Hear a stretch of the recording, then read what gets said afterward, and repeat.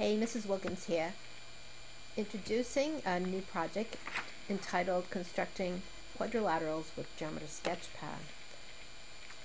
The learning objectives for this project are that you will be able to demonstrate the construction of the parallelogram, rectangle, rhombus, and square using Geometry Sketchpad.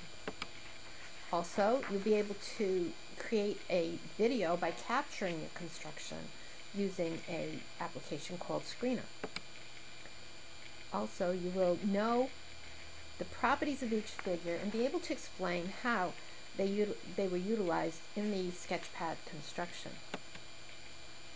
Two technology tools in addition to PowerPoint that you'll be using are Geometry Sketchpad, and since Sketchpad is something you're familiar with, I've just done a quick demo to give you some pointers on some additional tricks that you can use in Sketchpad to create these constructions.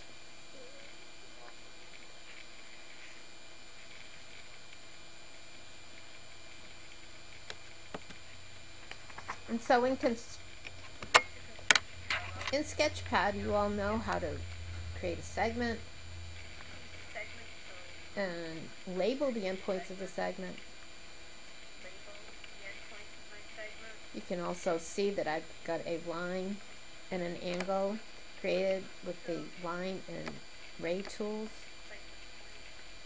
You know how to place a point on your figure and how to use the selection tool to create multiple objects, in this case a point and the line. And now I'm using that selection to go up to my construct menu and select perpendicular line. I can do the same by constructing the same point and the same line with the construct menu again and form a line parallel to the original line. Now,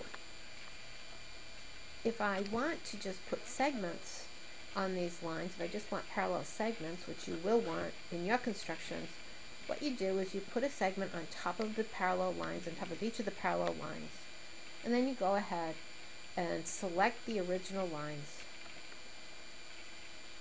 Go up to your display menu, and in the display menu you have the option to hide those lines. And once you hide them, the only thing that will be left are the segments that are parallel, and they will remain parallel.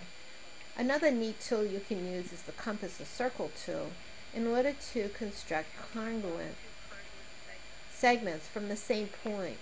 And now you can see the center of the circle is placed at the vertex of my angle, and now I'm making two radii with my segment tool from the center of the circle to the end of the circle along the angle, and then I'll go and select my circle and the two rays, go up to the display menu once again and hide those selections, those objects, being left with two congruent segments at that angle to each other from the same point. Finally, just a reminder, you need to remember how to measure the length of a segment and also how to measure an angle by selecting the 3 points. Remember to keep that vertex the middle point.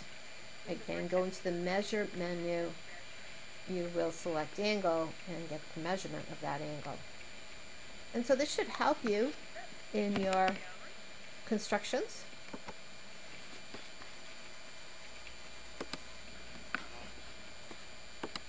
Screener is very easy to use.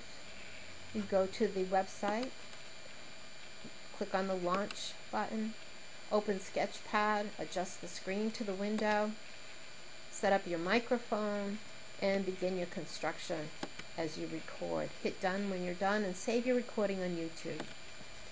You're going to be making an HTML link from your video to your PowerPoint presentation. If you have any questions, you can always email me. Finally, your presentation should consist of a minimum of 7 slides. A title slide, a slide with a hyperlink to each of these constructions, a slide for each quadrilateral with a list of properties, and a summary slide. And in that summary, the following points should be